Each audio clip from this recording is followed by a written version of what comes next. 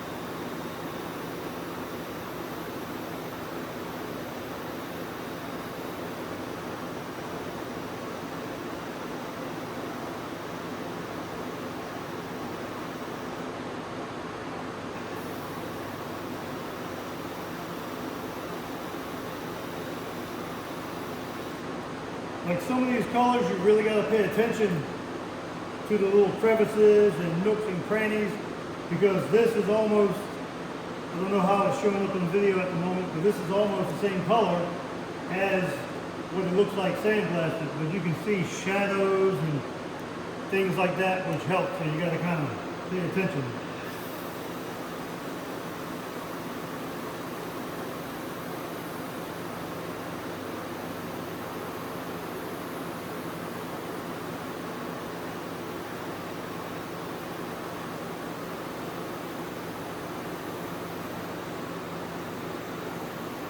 Because you definitely don't want to put it in the oven, pull it out and see mist spot, which will rust, and then you got to do everything over again.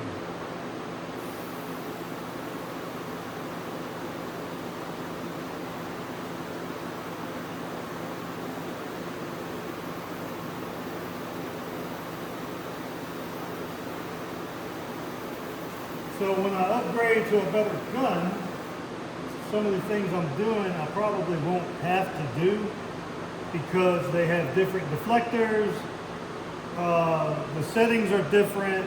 Like I said before, some of the powder definitely needs more of a charge, and with this little small parts kit, it only does so much. But I'm not complaining, because it's better than nothing.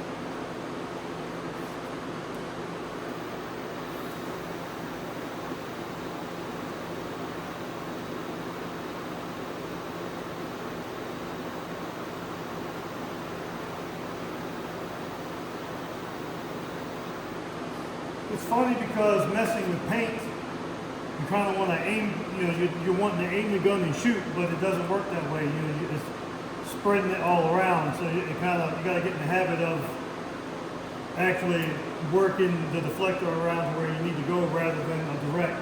Some people actually take that off, but I don't know. I think it works about the same to me. You do get more of a straight shot, but I don't know. It is what it is, I think.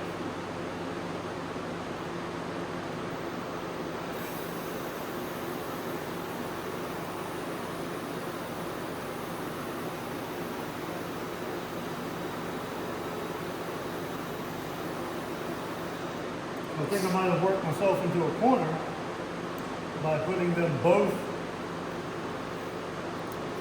on the rack at one time, but as I like to say at Skunk Works, sometimes it is what it is. We'll make it happen.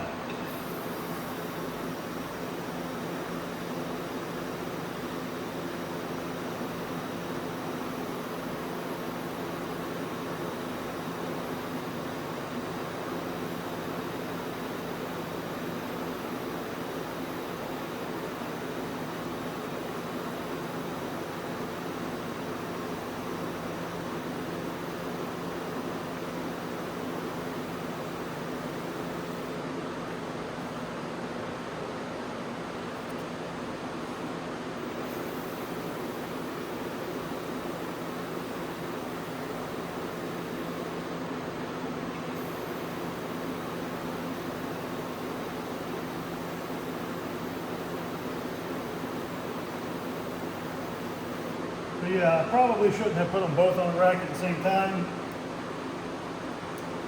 Just like Icarus, I flew too close to the sun, tried too hard. I should have just did one at a time and let it be what it is. Like so the biggest thing is getting in between this one and not bumping into it. But again, if I have to, I can always strip them back down and start over. Patience. Patience.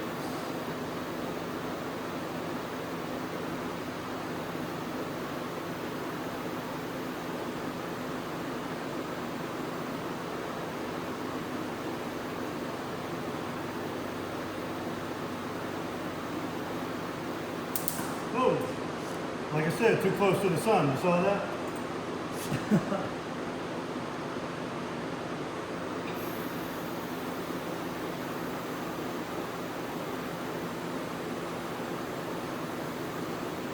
It's all right. It's all right.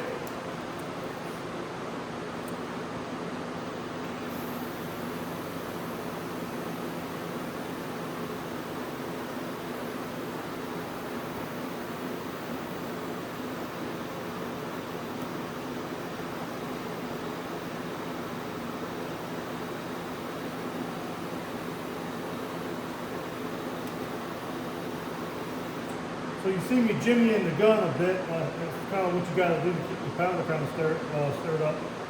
But I think with a better gun, I think you don't have to do that as much from what I was reading. But like I said, we're not complaining. Just kind of explaining some things that's going on from the technique. Right now I got the air turned up, probably a little too much. But I'm kind of wanting to fill in to make sure that I got the crevices down there. Because like I said, I kind of shot myself in the foot by trying to do both at the same time. But again, if I had a different setup, it'd be a little easier. But hey, like I said, I'm just explaining that for those that say, well, oh, you should have did this. And again, it is, it's going to be fine. If I have to redo it, I can redo it. Not the end of the world here. But again, sometimes I do over-explain because I don't have time for negativity, naysayers, you can't do this, can't do that. Again, I've never had any complaints with things I've worked on and done. I'm not a super powder coater at this moment, but, you know, like I said, again, some things I've done, I'll redo. I don't care, it doesn't matter. I'll redo it if I have to, and people can be happy with it. But, again, over-explaining. But this is...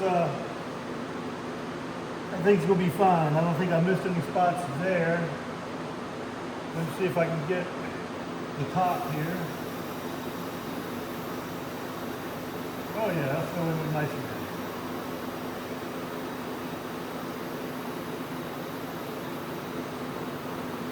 So again, like I said, I'm using probably too much air pressure, but I think it's going to be okay for this. Like I said, it's my fault.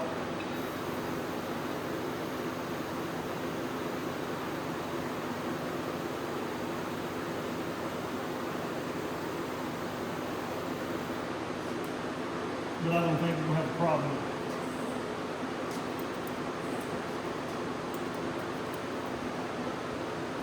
Pardon me. Pardon me. Yeah, I think it's going to be all right.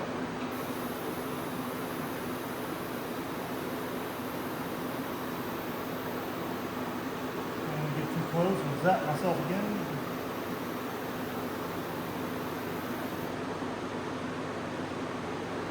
See, also the thing too with like aluminum colors and whatnot, you definitely want your metal to be as nice and clean as possible.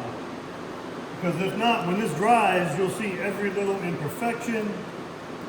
If there's a friggin' net turd on it, you'll see it.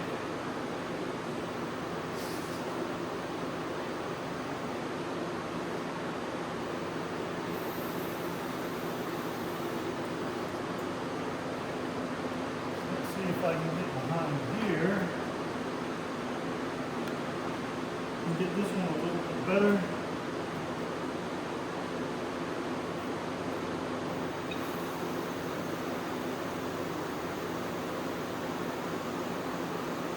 Oh yeah, there you go.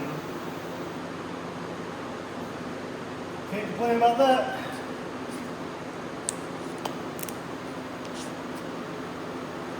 So move this. I'm going to rotate, pull this up, rotate just a bit so I can get underneath. Now, again, for the OCD crowd out there, I'm a little bit like that myself. You know, getting underneath really isn't a big do or die thing on a valve cover because of what it's going to see. But if you can get something on it so it's not rusting before you get it on or whatever, you know, everything's good, you know. But again, that's not something that it's not a do or die thing in my opinion for some of the stuff. Now I wouldn't try, if this was for a customer, I wouldn't try to hide anything like that. I might even explain that and they might even understand. But I'm going to cover what I can, but I'm not going to really try to go all out and crazy because they're going to go in the truck. Truck's going to be driven, there's going to be oil in there, and you know, hey, it is what it is. I just don't want it to rust.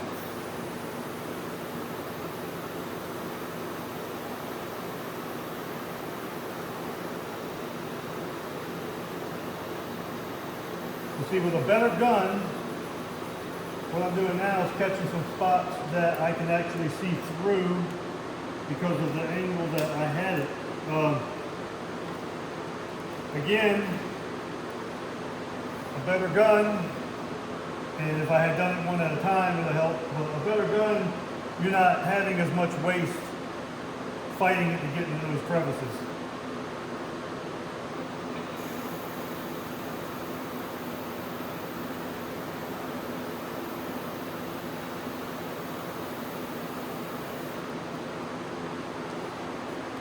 We're gonna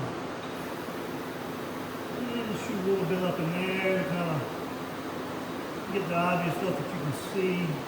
Looks like it's kind of sticking pretty well, actually. I mean, it's going to stick. These are brand new valve covers. But I mean, as far as like, you know, it's not a, you're not going to ever see it.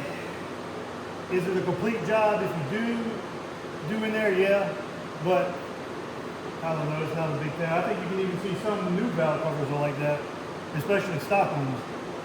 Unless it's like aluminum and the whole thing's done. But again, once you get it on a truck with 200-some thousand miles, you're not gonna, these things will probably never come off this truck again. And yeah, it makes for a more complete job to show a customer, obviously, or to show as hey, this is what I do. But you know, I don't hide anything from people. Obviously, if someone paid me to do this job here, when they pick them up, they're going to look the whole thing over. So yeah, I'll do everything, but I'm just saying, as long as you get something in there to keep the rust away, that's really all you're going to do in this end here. For me anyway, I don't really, you know, stress it. But we're going to do it. We're going to do it.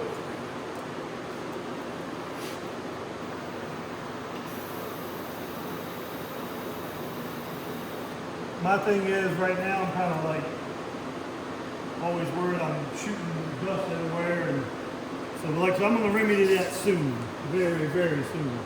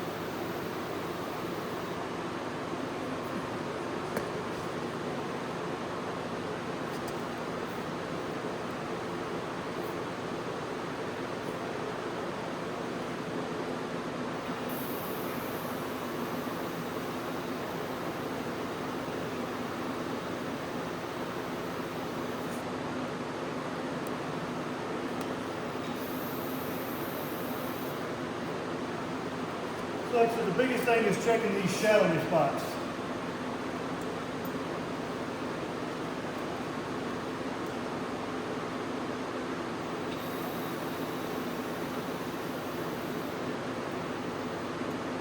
I think we got it.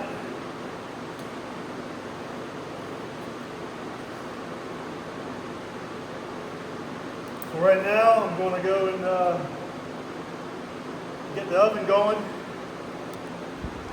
I hope you can see some of what I was doing. Probably not. I'm sorry, but so I think we got some pretty good coverage there.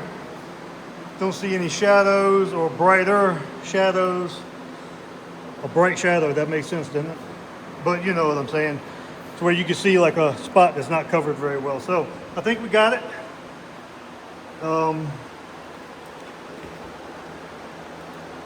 Fan doing its job. Filter's doing their job. So right now I'm going to go get my oven on, get the preheat set up, and get them in there.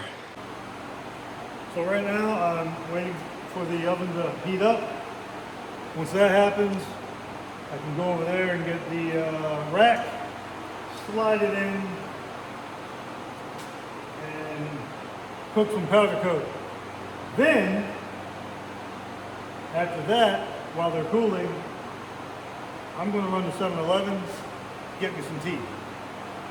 Because I'm thirsty and you gotta get something to drink sometimes. So that's what we're going to do. Hello! We're getting ready to cook some lobsters. They're going to be so delicious. Which is going to love it.